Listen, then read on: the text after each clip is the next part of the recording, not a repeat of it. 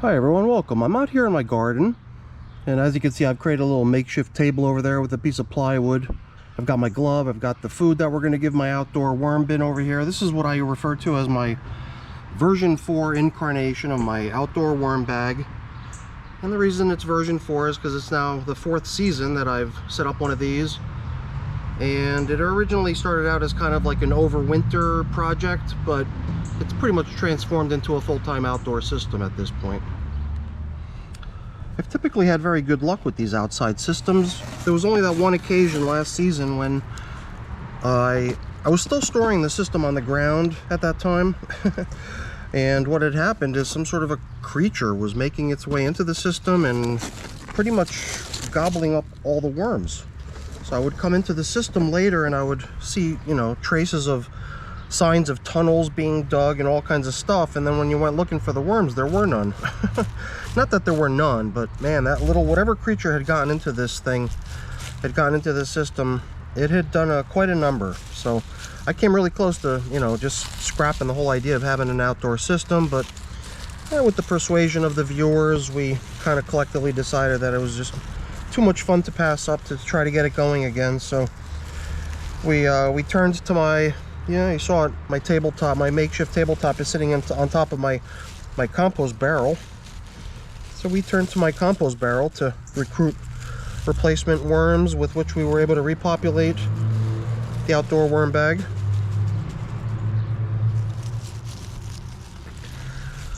And we took certain countermeasures to prevent it from happening again. So right now, as you can see, the bag no longer sits on the ground. It sits up inside of a trash pail, but beneath it is an upside down, or I don't even know if it's upside down. There's a planter and a piece of round plywood on top of the planter, and that lifts it up off the ground and prevents it from being easily accessible from whatever little raiders had come in here last time to take advantage of the food. So I didn't really plan on adding too much bedding today. What I came with was some coffee, a couple days worth of coffee, so the filters themselves will serve as some bedding. I've also got a couple soiled napkins here, and one of these napkins actually had a little care package of grit. So I bought in just a little bit of the pulverized eggshell that I use downstairs in my wormery as grit, and I think it's this little packet over here that had that in it. So we'll supplement their grit with today's feeding.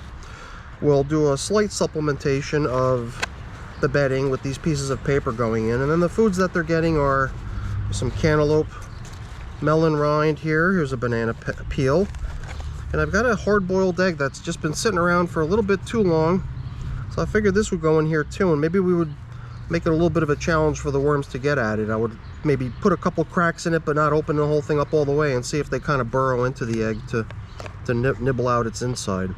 So let's dig in. You can see I had already started excavating the outer circle over here. I thought that it might be nice to blend in all these leaves we had caked in on top, blend in some of the surrounding materials and start incorporating that as just part of the system's bedding. I had bought over a whole bunch of leaves last time, a lot of these leaves that I just found laying somewhere in my yard over on the edge of the garden.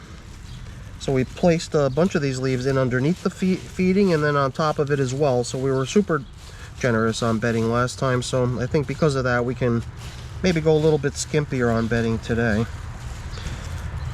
So I think we've pretty much blended in most of this leafy stuff, and it'll just continue getting blended in as we start probing in. So let's start digging down the middle. In this system, I pretty much feed in the middle all the time. So we always know where to check to see how the last feeding is progressing. And I think the stuff they got last time, which was 12 days ago at this point, I thought that most of that stuff was going to be pretty fast composting foods, but I don't even remember offhand what there was. This looks to me like an avocado, because like you could sort of tell just from the texture of the avocado's shell on the outside, and there's pasty, lighter colored material still sticking to the shell on the inside, as well as worms coming by to take advantage of it. It's kind of nice to actually see an avocado doing well in one of my systems, because I tried feeding a couple avocados once in one of my indoor worm systems, and it just seemed like I didn't have a whole lot of luck with it. And this here is a grape stem. I was trying to shake the castings out, and I got some of them out, but it looks like it's covered in worms too. It's just so interesting how they like sort of getting inside of one of these things. I don't even know if they're eating it or if they're just kind of using it as like a little playground.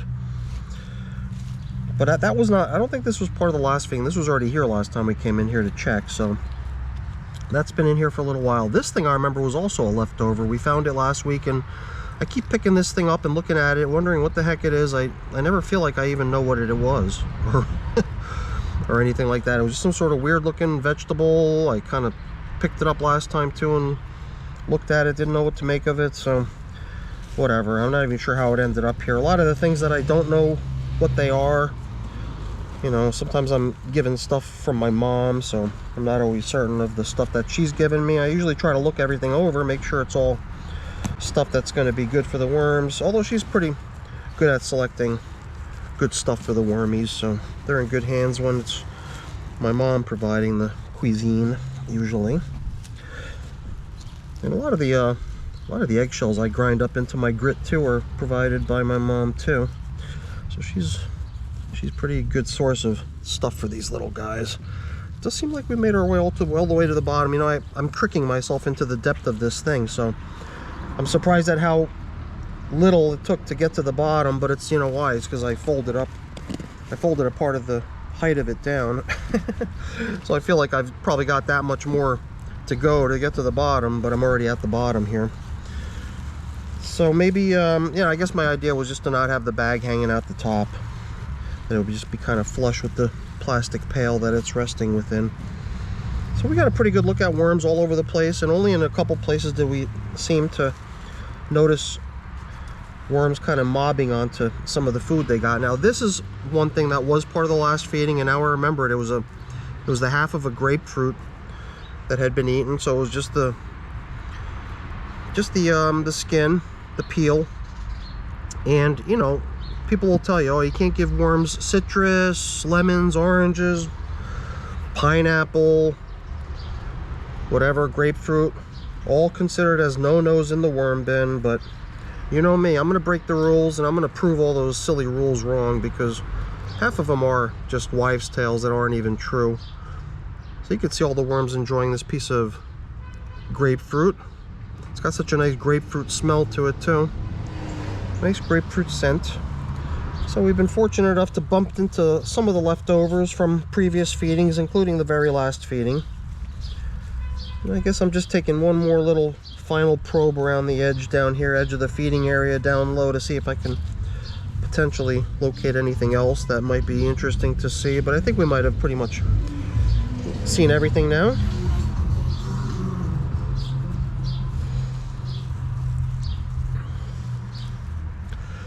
So I mean, what we're left with here is just a big huge hole all the way to the bottom of the container. Look at all these tiny worms. They're like little, so puny, like little nothings. Skinny little guys everywhere. Worms big and small in here. So it's such a nice system. I am almost starting to feel like I want to have second thoughts and like fill this hole up with a whole bunch of dry leaves, you know? It does seem like a good idea, and the worms always, you know, it never hurt to put more bedding in. So I think I'm going to take a quick pause here, just so I can go collect up some leaves. And you know, last week too, when we were out here and there was a landscaper working, we use those as opportunities to let the camera just keep rolling while I took care of business off camera, running off to get food or bedding. And we could do the same here. We'll just bring out some worms to gawk at on the video when we play it back later.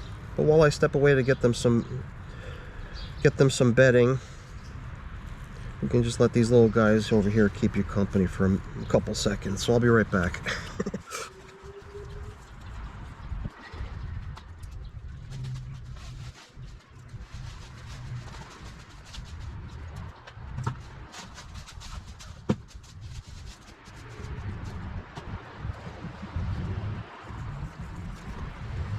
Alright, I was only gone for a minute or two, and I was lucky to have a bucket sitting right over there where the leaves were. I'm going to put in, I guess what we did last time. We took half of the leaves I bought over as bedding, placed them in under the food. Then we used the remainder of the leaves to cover up with, kind of nesting all the foods right inside of a nice little cozy bedding enclosure. Stuff is a little bit muddy and wet, which is good, you know. I mean, I'd be more concerned if it was dry. So I don't think there's any real major rhyme or reason to what we got going on here, except maybe hanging onto the grit and sprinkling it in on top of the food after we place it in. And then maybe even with the coffee, kind of putting that in sort of a way that it's not mounded up, but rather sprinkled around the surrounding materials. I don't know, I just feel I'm a little superstitious, maybe, I don't know. Maybe it's experience talking, but it seems like when you got a mound of food sitting in your worm bin, come back later, it's just still a mound. Maybe they've nibbled off a little bit of its outer surface, but as long as it's kind of obscuring itself in that mound, the stuff on the outside of the mound gets attention, but everything else gets denied the attention it needs because it's inaccessible. So it's all about access for the worms. Now let's also not forget to puncture this egg. I'm a little worried. I don't know how long it's been sitting around. I'm worried it's going to stink if I crack it open, but luckily I'm outside, and it's the main reason I thought I would put it in this bin out here. So if it does start making a stink, then we won't have to enjoy it inside the house. We can just let it stink up a storm out here. So I went ahead and I cracked a little hole on this end, cracked open the shell a bit here, same on the opposite end, and I think I smell a little sulfur odor. It's a little bit stinky, but luckily not too bad. Maybe if the whole thing was cracked open entirely, then it would stink up a storm. So I'm glad it's not cracked open. Seems like a more interesting way to do it anyway, right? So here we go, all kinds of good stuff for the little wormies, and then we'll bring in that last batch of leaves for them, and maybe this time we'll actually try to cover up all these fresh leaves a little bit better. Last time having them just sitting out on the surface didn't seem to draw much attention, but maybe if it's covered up with some of this neighboring partially broken down, partially damp material, it'll be more enticing for the worms to go explore it. And we had some other things here, right? Here was that grape stem. We'll see if we can get that back down into the middle-ish areas. And oh, that grapefruit was already down in the middle of the hole anyway. They were just keeping us company while I stepped away. And I guess as we bring all this material from the sides back in, it's going to be pretty littered with worms too. So this is pretty fun too, getting to check out the worms as we bring them back. What's this? This might have been something that we recently added too, if I can only identify what it was. So unusual. I'm just kind of, I don't know, reluctant to pull it up to my face and take a whiff of it. It's interesting to try to figure out what it is, but not that interesting. I don't want to get in the habit of sniffing the half-eaten worm foods that I've been given to the worms. I mean, sometimes I'll do it because I just, you know, want to satisfy my curiosity, but I also don't want to do things repetitively until they start becoming a habit. So I think we're more or less done here. We can start bringing back our coverings, and I think that's going to be much better for those leaves than the last batch of leaves they had sitting out here on top underneath this cardboard. It did seem like that last batch of leaves on top that we ended up mixing in just didn't really get a lot of attention being in here that way. So I think this will be a much better solution. It should be a much more interesting check-in next time we come in here.